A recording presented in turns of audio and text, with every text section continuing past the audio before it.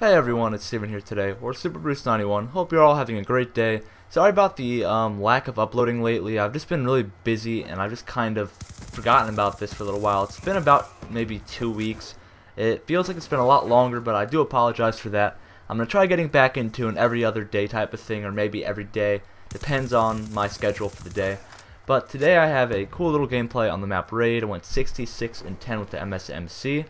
And this map I actually really like a lot, and I get a lot of good gameplays on it. I'm trying to find some better gameplays on different maps for you guys, so hopefully I'll get some maybe tonight or something like that. But today I really want to talk about differences in each Call of Duty game and how the kind of nuke or Moab or nuclear metal, whatever you want to call it, has kind of like gone on from each Call of Duty game. So we all know that there's really 3 kinds of nukes in the Call of Duty franchise. This was first introduced by Infinity Ward on Modern Warfare 2, and this was a 25 kill streak. It doesn't matter what you get it with. It could have been guns, it could have been kill streaks. Everything counted towards your kill streak. Your chopper gunner added up to the 25 score streak, and you got it. And that was pretty much debatably the easiest kind of nuke that you could get in the Call of Duty franchise. For the first little while, everybody thought it was really cool and everything. But as the game went on, people really began to realize that it's not that difficult with one-man army noob tubes and with the overpowered kill streaks in that game. So people did like it for the first little while, but also it was kind of ridiculous how it ended the game no matter what. So you could be losing in domination by a landslide, but if you have a 25 gun streak or just a kill streak in general, you automatically win the game. And that was a bit much for me and for a lot of other players out there. Now, the next nuke came in Modern Warfare 3, and this definitely was probably my favorite. In Modern Warfare 3, they introduced the MOAB, the mother of all bombs, the massive ordnance air blast, whatever you want to call it.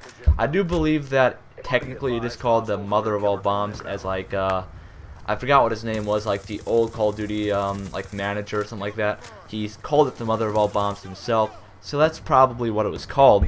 It was a 25 gun streak only. C4, claymores, all that good stuff counted towards your score streak pretty much, but no kill streaks added up towards that streak. So you get a kill with a Predator missile, it's not going to count towards the 25 gun streak, or I guess you could say explosive / gun streak.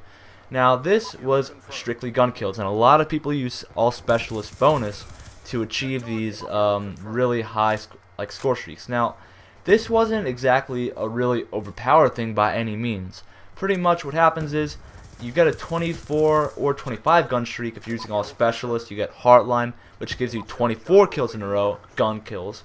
And you call it in, it's like a 10-second countdown. And as that 10-second countdown goes down, once it hits 0, it explodes and kills everybody on the map. And it wipes the map and everything, and then the enemy was EMP'd for the rest of the game. It was pretty helpful, but you know, it was kind of like a little cool thing that they added into MW3 that really kind of made the game a bit more fun. But at the same time, coming from a player with high standards like myself, it was kind of a nuisance because I would always really want to get a Moab, but I knew that it wasn't possible for me to get one every 5 minutes like some people on YouTube can. And you know, it was kind of frustrating because it's all I did in Modern Warfare 3. I would never use Assault. I would always use Specialist bonus to get the Moab. So it kind of drew you away from the more objective play and just made me go for more kills. So it wasn't really right in that way, but overall it was fun for a little while, but then it just became really annoying to me. And then in Black Ops 2, probably the most dulled down version you can get to it, is now a nuclear metal. For a little while there was a debate going on about a secret score streak that was the ending up the nuke, like people photoshopped it onto Black Ops 2, and a lot of people believed that for a little while, but it was disproven. Like somebody pretty much made a video of them with like a little icon popping up saying a nuke, and then they called it in like the game ended or something like that. It was all photoshopped, and people believed it for a while, but of course it isn't true. The only thing even remotely close to a nuke in this game is the nuclear metal. The nuclear metal is by far the most difficult to get. It's an all gun streak reward. Pretty much it is 30 gun kills in a row. So it's not 25 anymore like it was in the Modern Warfare games.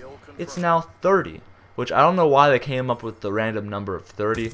I've probably gotten about 8 in my entire Black Ops 2 history, but you know, they jumped up 5 more kills, and it's definitely pretty difficult. I mean, you have to get a pretty bad lobby to pull that off. I mean, I've only gotten 8, and that shows a lot.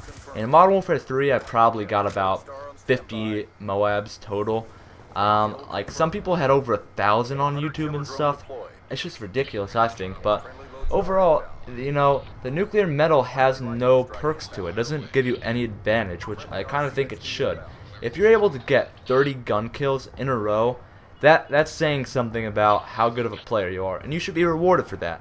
You know, it's cool to have like a little title or a calling card that says you have like a nuclear medal or something like that, but overall, what do you get for it? You pretty much just get bragging rights on your calling card, but actual in-game, you get no real reward for it. Like just a nuclear thing pops up, and for every other kill after that, you get an unstoppable medal.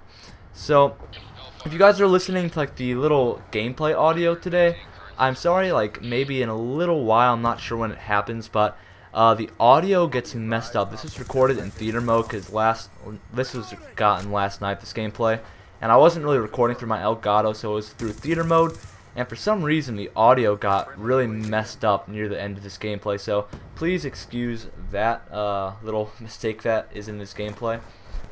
And also, I've been playing a lot of Die Rise lately besides the multiplayer, so if anybody wants to see like another live commentary like with Josh or just somebody else, eventually I can definitely do that because quite a few of my friends do like playing some Mob of the Dead, and I really love playing that map. So if you guys want to see that, I'll be happy to make a video of a live commentary of me and somebody else playing some zombies. Overall, Mob of the Dead I think is probably one of the best zombie maps to date. I mean, it's new, it's a cool map. I mean, they introduced like the new ghost thing where like you have to unlock doors, the afterlife. It definitely makes the concept of zombies quite a bit more interesting and different, I think. A lot of people were disappointed with the Easter egg, Pop Goes the Weasel and stuff like that. But, you know, I was never really an Easter egg guy. I've never really completed one before. But I have actually done the Easter egg. It's alright. I mean, it's definitely, from what I've heard, one of the easier, I guess you could say, Easter eggs if there is. Like Call of the Dead, I heard, was a really difficult Easter egg to accomplish. This one, I've done it. It wasn't that difficult. Pop Goes the Weasel. The Easter egg actually ends the game for you. After you do the Easter egg, it'll just say life over or something like that, and then it says the cycle continues, and that's pretty much it. So it ends right there after the Easter egg is completed, unlike all other zombie maps to date. Also, I really like the new addition of the Tommy gun. I think it would have been pretty cool if they made that into the multiplayer as well. But, you know, I do understand that maybe it was for balancing issues, like not to put it in the multiplayer. But if they would have just balanced it out, I don't see what the problem is with bringing that into multiplayer. That brings me up to another point, is that, you know, in these new DLCs, like they give you 5 stuff. We got less this time around for our money. Like we didn't get a new game mode or a new gun. But it seems like in Battlefield 3, like people are getting like 5 maps, something like that, and they're seriously getting like 20 to 40 new guns per DLC. And I'm wondering why Call of Duty can't be like that. I mean, they would have to really work on the balancing issues in this game, but you know, like they should be giving us more content for this stuff. But the zombie map really, I think, is the really only factor that's even worth money in this DLC. The maps aren't bad online, but let's be honest here. What is really worth the big amount of money in this DLC? It has to be the zombies. The multiplayer maps really don't give you too much to like get really happy about, but zombies does, because that's just endless fun with your friends. In multiplayer, not everybody, I guess you could say, loves to play that constantly, so you know, I think zombies is definitely the reason why people buy these DLC packs. I know for myself personally that I get DLC packs for the multiplayer mainly, but lately I've been kind of shying away from the multiplayer and don't really enjoy it. Okay, hope you guys enjoyed. See you guys later. Bye-bye.